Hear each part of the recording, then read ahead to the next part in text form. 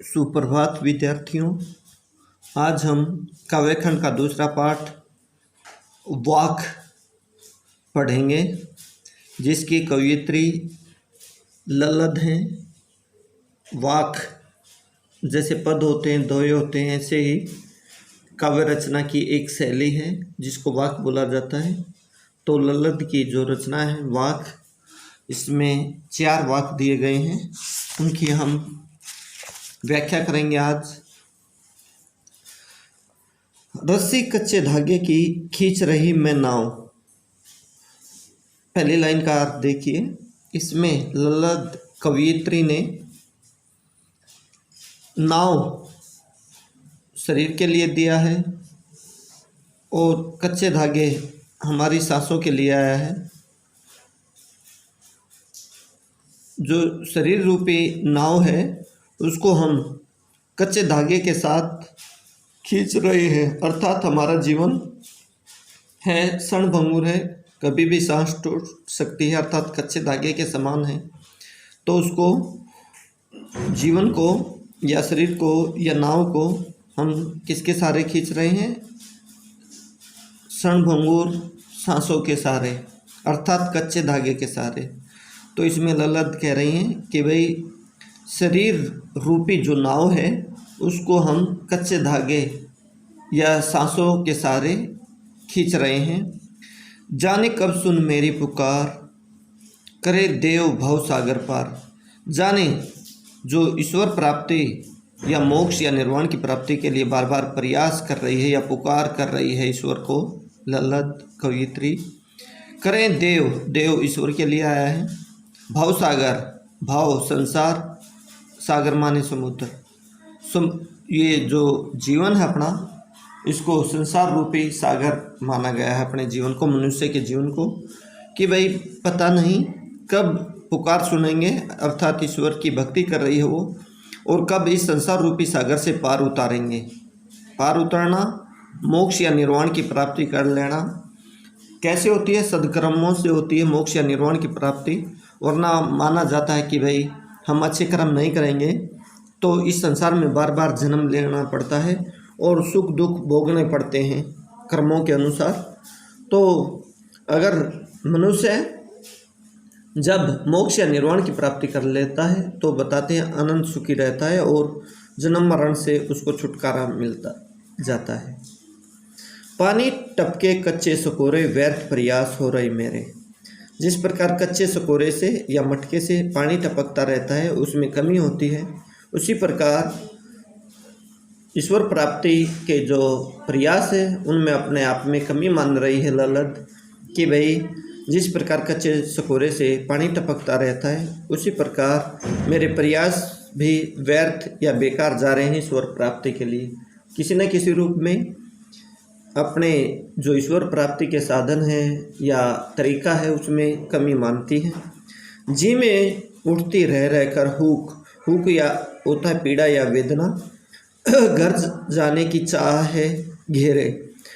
जी में हुक उठती है बार बार, अर्थात किस घर जाना चाहती है? ईश्वर के घर, जहाँ से वह आई है, अर्थात ये आत्मा है, अपने ईश्वर के अधीन मानी गई है वैदिक इतिहास में, कि भाई बार बार जो अपनी ये आत्मा है ईश्वर के अधीन हो जाना चाहती है या ईश्वर के पास जाना चाहती है जहाँ से आत्मा आई है, अर्थात हमारे सांस हैं वो ईश्वर की देन माने जाते हैं। तो इस प्रकार से इस वाक्य की ध्यानपूर्वक व्याख्या करनी है। दूसरा वाक्य है, खा खाकर कुछ पाएगा नहीं, न खाकर बनेगा अहंकारी। जो ईश्वर प्राप्ति के लिए व्रत इत्यादि किए जाते हैं, न खाना, यहाँ खाकर, कहने का मतलब खा खाकर मनुष्य इन संसार में सुख सुविधाओं का भोग करके, खा खाकर सुख सुविधाओं के भोग के लिए आया है, तो उसको कुछ हासिल नहीं होना। और न खाकर मनुष्य के अंदर अहंकार आ जाता है या घमंड आ जाता है, व्रत तप से मनुष्य के अंदर। सम खा तभी होगा संभावी। सम खाने का अर्थ है इंद्रियों पर नियंत्रण करना। सम समखा अर्थात अपनी इंद्रियों पर नियंत्रण स्थापित कर लेना, तभी होगा संभावी, संभावना आएगी, सभी को समान रूप से समझने की भावना आएगी, खुलेगी साकल बंद द्वार की। और जो साकल होता है कुंडी, जो बंद द्वार है उसकी कुंडी खुल जाएगी। कहने का मतलब जो है मनुष्य के अंदर जो बुद्धि है उसका विकास होगा और ज्ञान के नेत्र खुल जाएंगे। अब हम तीसरे वाक्य की व्याख्या करेंगे। आई सीधी राह से गई न सीधी राह। जो हम माँ बताया गया है कि भाई माँ के गर्भ में होते हैं तो ईश्वर से की प्रार्थना करते हैं मनुष्य कि भाई इस संसार में आकर हम ईश्वर उपासना करेंगे, ईश्वर का स्मरण करेंगे, अच्छे कर्म करेंगे।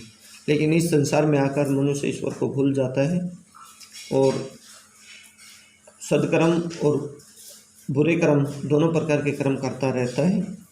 तो उसके बारे में बताया गया है कि भाई बाद में ईश्वर के पास जाते हैं अपनी आत्मा, तो सदकर्म रूपी अच्छे कर्म नहीं होते मनुष्य के पास, उसकी जेब खाली होती है।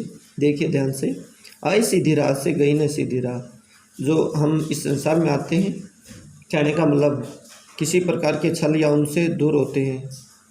गई न सीधी राह, जाते हुए क्या होता है, हमारे साथ अनेक बुराइयां साथ जाती हैं। सुषुम सेतु पर खड़ी थी बीत गया दिनाहा। सुषुम ना नाड़ी के लिए आया है जिसके सहारे हमारा जीवन चलता है। सेतु वैसे पुल के लिए होता है, अर्थात सुषुम्ना रूपी जो पुल है या नाड़ी है जिसके सहारे हमारा जीवन चलता है, उस पर हमारा दिन क्या है, बीत गया है। उसी के सहारे हमारा पूरा जीवन व्यतीत हो गया।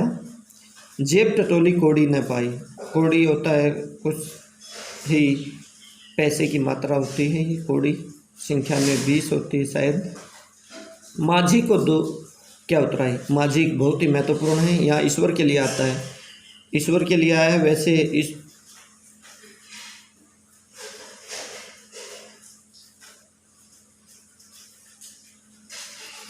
माझी वैसे नाव खेने वाले को बोला जाता है। तो अपने जो जीवन रूपी नाव है इसको खेने वाला कौन है, ईश्वर।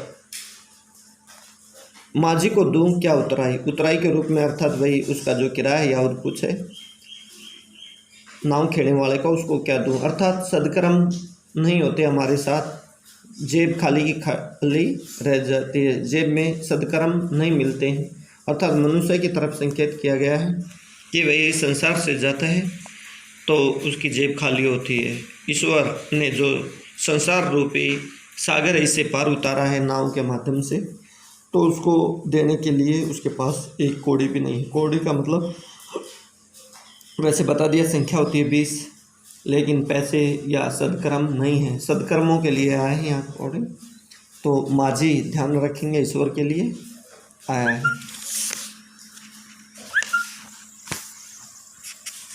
आगे देखिए, थल थल में बसता है शिव ही। शिव ईश्वर का पर्यायवाची है, ईश्वर या भगवान। महर्षि दयानंद सरस्वती ने सत्यार्थ प्रकाश में ईश्वर या भगवान के 100 नाम बताए हैं, जिनमें शिव, ब्रह्मा, आदित्य, विष्णु आदि अनेक नाम हैं और उनकी व्याख्या की गई है। लेकिन मनुष्यों ने रंग रूप भी उनके अलग अलग कर दिए हैं। लेकिन एक निराकार ईश्वर के ही महर्षि दयानंद सरस्वती ने सत्यार्थ प्रकाश में, जैसा मैं बता रहा हूँ, 100 नाम दिए गए हैं। लेकिन जैसा मैं बता रहा हूँ, मनुष्यों ने अपनी बुद्धि से पता नहीं कितने रूप दे दिए हैं उसको, जबकि निराकार माना है महर्षि दयानंद सरस्वती ने ईश्वर को, और सर्वव्यापक माना है, जैसा यहाँ ललित भी कह रही है। थल थल में बसता है शिव ही, अर्थात ईश्वर की सर्वव्यापकता का वर्णन कर रही है कि भाई ईश्वर सभी जगह बसा हुआ है, सर्वव्यापक है। भेद न कर क्या हिंदू मुसलमान, और हिंदू और मुसलमान में भेदभाव न करने का संदेश दे रही है कवियत्री। ज्ञानी है तो स्वयं को जान। ज्ञानी ज्ञानवान है तो मनुष्य को स्वयं को जानना चाहिए। जैसा मैंने कई कक्षाओं में उदाहरण दिया है, मनुष्य स्वयं को नहीं जानता, दूसरों को जानने की ज़्यादा कोशिश करता है। महर्षि दयानंद सरस्वती ईश्वर, सच्चे ईश्वर को या शिव को खोजने की तलाश में घूम रहे थे, तो विरजानंद, मथुरा के नज़दीक विरजानंद थे, अंधे थे। किसी ने बताया कि भाई वही आपके प्रश्नों के उत्तर दे सकते हैं। वहाँ कुटिया में गए, कुटिया का दरवाज़ा खटखटाया तो अंदर से विरजानंद ने आवाज़ दी कि कौन हो। तो महर्षि दयानंद सरस्वती ने कहा, मैं यही जानने आया हूँ कि मैं कौन हूँ। तो मनुष्य को इस संसार में सबसे पहले स्वयं को जानना होगा, तभी ईश्वर की प्राप्ति हो सकती है या वह ज्ञानी हो सकता है। वही है साहिब से पहचान। साहिब या ईश्वर या भगवान के लिए आया है, तो वही ईश्वर से पहचान है, अर्थात हम स्वयं को जानकर ही ईश्वर को प्राप्त कर सकते हैं। तो इस प्रकार से विद्यार्थियों, दूसरे पाठ की आपको 100% व्याख्या बड़ी ध्यानपूर्वक अच्छी तरह से याद करनी है। कल हम इसके प्रश्न उत्तर लिखेंगे। तब तक के लिए धन्यवाद।